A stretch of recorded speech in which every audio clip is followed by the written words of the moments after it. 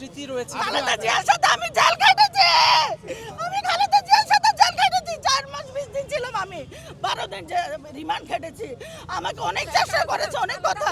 আমি এই যে আমার এই 28 তারিখে আমার এই হাত শেষ। আমার এবং আমার আমি কি বলবো, রাতের কয়টা পর্যন্ত, রাতের 2টা 2:30 পর্যন্ত সে গুলশান অফিসে ছিল। আমরা ওইখানে পাহারা দিতাম। কি সুন্দর উনি সিঁড়ি দিয়ে নেমে আসছে।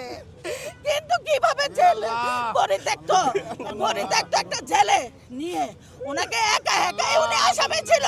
উনি একাই আসামি ছিল। ওনাকে নিয়ে ওনাকে একা আসামি বানাইছে। ওখানে কেউ ছিল না। নজিমুদ্দিন রোডে এই শেখ হাসিনা তুমি আল্লাহর দরবার থেকে তুমি সাইন দিয়ে আসো নাই যে তুমি মরবা না, তুমিও মরবা। তোমার মৃত্যু হবে আরো কঠিন, তোমার মৃত্যু হবে কঠিন মৃত্যু, তোমার কঠিন মৃত্যু হবে। আজকে আমি জানি না ভারপ্রাপ্ত চেয়ারম্যানের কলিজার ভিতরে কেমন লাগতেছে। আল্লাহ তুমি ওরা ধৈর্য দাও, আল্লাহ ওনারা ধৈর্য দাও। ডাক্তার ইউনূসের কাছে একটাই আমাদের বিচার, অতি তাড়াতাড়ি দ্রুত যেন এই স্বৈরাচার শেখ হাসিনাকে এনে আমাদের 18 কোটি সন্তানের সামনে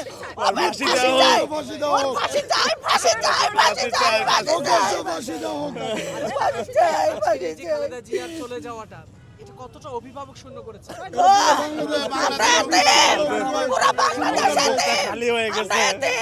আর শুধু ভারপ্রাপ্ত চেয়ারম্যান এতিম হয় নাই, আমরা এতিম হয়েছি,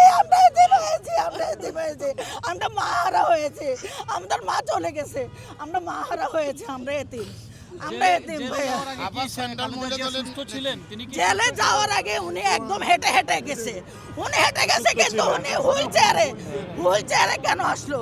এটার জবাব এই স্বৈরাচার শেখ হাসিনা, ডাইনি শেখ হাসিনার কাছে আমরা জবাবদিহি চাই। ও কি জবাবদিহি করবে?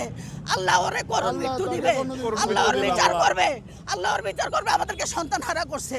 ও স্বৈরাচার, ওর তো কোনো বিচার নাই, ওর বিচার আল্লাহ তাআলা করবে।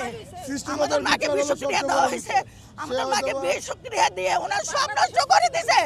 আমরা তখনই বলছি এই শেখ হাসিনা আমাদের মাকে বাঁচতে দিবে না। আমাদের মা কেন হুইল চেয়ারে? আজকে আমরা এতিম হয়ে গেলাম।